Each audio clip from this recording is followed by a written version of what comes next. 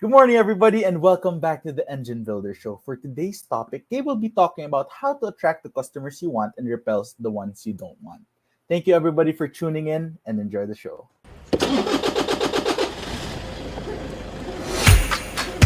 Good morning, everybody.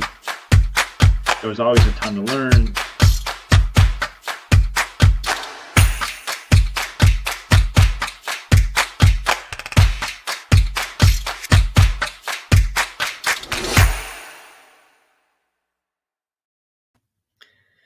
Good morning, everyone. Hope you're doing well and your week is on a good track so far. Just like Jethro said, we're going to talk about how you can attract the customers that you want and repel those that you don't. And if you're effective in your marketing and you're effective in how you do your outreach and you go through this process, then the great thing is that you can have a lot of input and influence on what type of folks reach out to you and who you get to work with. And the first step in this process that I've taken many people through, and it's something that we actually help all of our clients do when they work with us to create a 12-month strategic marketing plan, is we start by clearly defining who your ideal customer is by documenting everything about them, who they are, what they like, why they came to you. And oftentimes I've seen folks try this or be taught this in a format where they're theorizing about who that perfect customer is. But really, there's a simple way to do this. And all you have to do is look at an existing customer that you love working with and just fully document and describe them. Keeping it, in a firsthand kind of real practical firsthand experience is really helpful in my experience, instead of just thinking, oh, I want this person to have this or that, or we just make up things that we haven't actually experienced firsthand. And so some of the things, just a handful of things that we look at is, okay, like, how old are they? What's the age range? Is there a specific gender that we want to serve? What kind of experience do they have? Like from a professional standpoint, if you're looking at serving, consumers directly, you still want to understand what's their professional life been like. Or if you're doing B2B, what role do they have in their company? Our document that we use goes all the way through, like, do we know what they like, what they don't like? Do they have kids? Do they like pets? Like, what sports they like? We really go in depth, and we just want to describe a real person that we work with. So I have a few different ideal customer avatars that I map out, like who the ideal customer is. And so I will choose one and map them out thoroughly and document everything I know about them. And then I'll do it for another one and sometimes a third or fourth one. And then if it's different verticals that I'm targeting, I'll use those as individual targeting. If all those awesome customers that I love working with are kind of in the same space, then I'll look at commonalities between all those descriptive documents that document who they are and what they do. And that allows me to, go, oh, like, here's all the things that, this type of customer needs. And here's all the things that they like. And here's the experiences that they've had. And this is kind of their view of the world. Again, documenting a real person's behavior and habits and even how they found you is really helpful instead of just theorizing.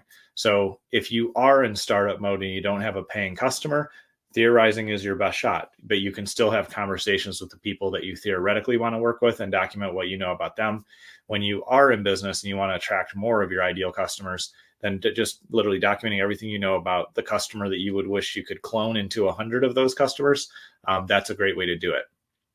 Once you've done that, the second thing to look at is, how do you solve problems at every kind of level for that customer, or of every step along their journey in solving the problems that you solve. So as an example, one of the things that we're working on here at Business Marketing Engine is in the home services space. We know that we can be really highly successful for landscaping companies. And so we're looking at the whole landscaping ecosphere in like what they do from, startup to being really successful, $10 million plus a year companies. And so we have conversations with a lot of different landscapers at different, business stages. And that allows us to go, oh, like when they're starting out, they need support and help here. When they're more established and they're doing a few $100,000, here's the problems they have. When they break $1 million, this is what they're going to need help with. And as they go from $1 million to 3 to 5 to 10 million plus, here's the challenges that they face. And if you can clearly document your ideal customer and who they are and their needs and desires and their likes and wants and all those things, And then you can look at their whole journey through business and how your services and the products that you offer plug into that. Then you can solve problems at every level for them, and you can be the one that your customers think of when they have that problem. And you can also be the one that your customers refer to when they run into somebody else that has those needs and problems. And so by clearly documenting who you want to work with, and then by making sure that you have solutions for every stage of the journey that you can, and you may focus on an early part of the customer's journey, you may focus on the middle or more on the higher end, but wherever you have specialty and expertise, then make sure that you can match up your products and services to the need and pain points that are going on with your audience. Once you do that, it's very easy to, in your marketing messaging and the things you put out there, whether it's your email newsletters, your Facebook ads, your videos, it's very easy to say, if you're facing this problem, here's the solution. We've helped multiple people like you solve that problem. And so first understanding your customer at a deeper level, then, figuring out how are we going to solve their problems at each stage of their journey. Those are the two primary steps that will allow you to attract the people that you want to work with.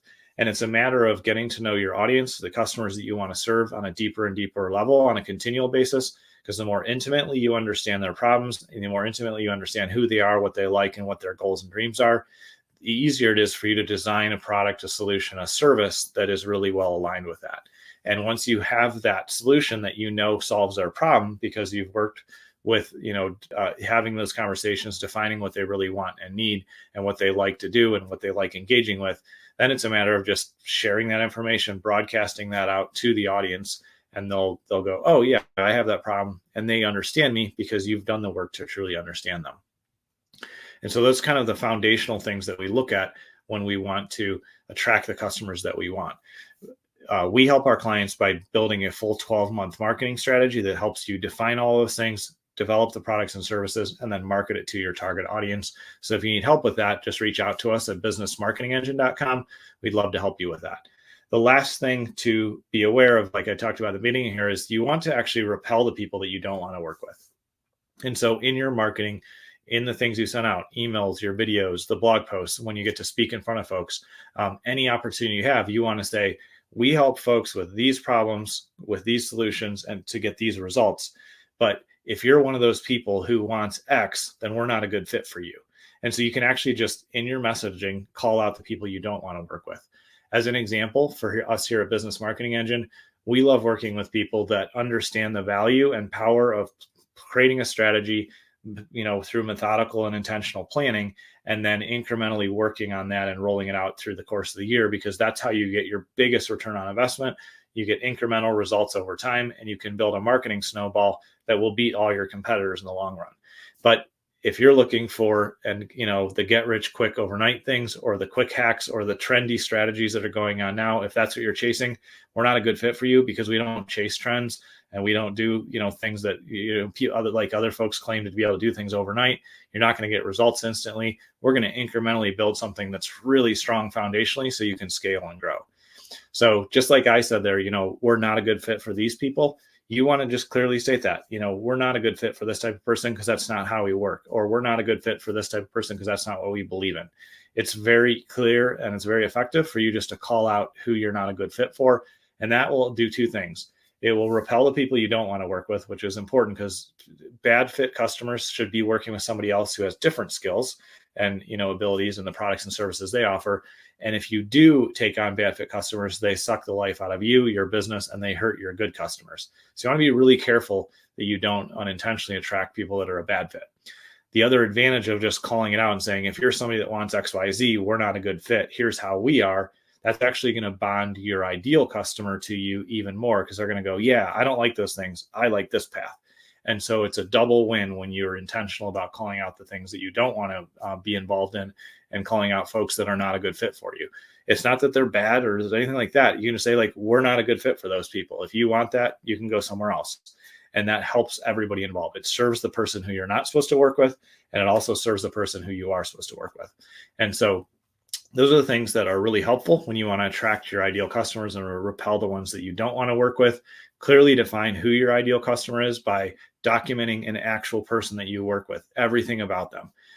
The second thing is make sure that your products and services solve the problems at each stage of the customer's journey so that whatever they need, you can be the solution for them. And then, and the last thing that we just talked about is call out who you like working with, but make sure you just as much call out who you don't work with, because that will attract the people that should work with you and it will repel the people that shouldn't, so they can go find somebody that's a better fit for them. So hopefully that's useful as you look at how to attract the folks that you want to work with. If you need help building the strategic plan, a way that will consistently and incrementally bring in more of your ideal customers and help you push away the ones that you shouldn't be working with, reach out to us at businessmarketingengine.com. Like I said, it's not an instant overnight thing. That's not who we are. But if you're one of the people that likes to have a solid plan and see incremental improvement month over month, and then have year over year double-digit growth, we would love to talk to you. Again, just check out businessmarketingengine.com. You can contact us there, and I look forward to seeing you in the next show.